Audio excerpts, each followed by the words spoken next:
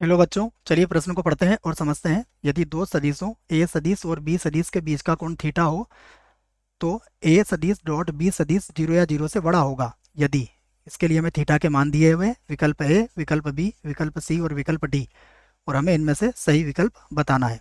प्रश्न को हल करने से पहले हम प्रश्न के लिए मुख्य अवधारणा लिखेंगे। तो मुख्य अवधारणा जिसकी सहायता से इस प्रश्न को हल किया जाएगा।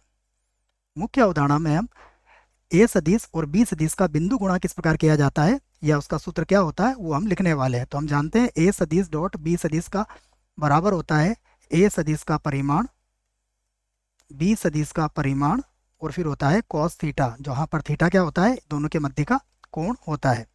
तो यहाँ पर अब हम लिख लेते हैं। देखो, यहाँ से इसको हल करते हैं तो हमें ए और बी के बीच का कोण थीटा दिया है। तो मैं इसी बात को लिख देता हूँ कि यहाँ पर थीटा जो है वो क्या है, थीटा सदिश ए तथा सदिश बी के बीच का कोण है, के बीच का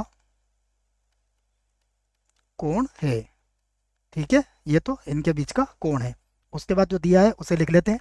उसके बाद हमें दिया है ए सदिश डॉट बी सदिश, और ये क्या दिया हुआ है, जीरो या जीरो से बड़ा हमें दिया गया है। तो इसको लिख लेते हैं हम, ये क्या है, जीरो या जीरो से बड़ा है।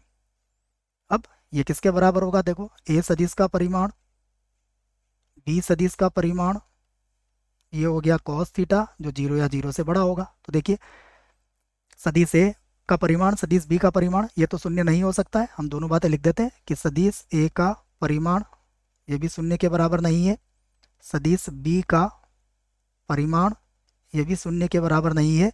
तो ये दोनों जीरो के बटे में जा सकते हैं, अर्थात कॉस थीटा का मान क्या होगा, जीरो या जीरो से बड़ा होगा। यदि कॉस थीटा का मान जीरो से जीरो बड़ा है तो हमें पता है कॉस थीटा कहाँ कहाँ धनात्मक होता है। एक तो पहले चतुर्थांश में धनात्मक होता है और एक चौथे चतुर्थांश में ये धनात्मक होता है। तो यहाँ पर हम कह सकते हैं कि जो थीटा का मान आएगा उसको मैं लिख देता हूँ यहाँ से,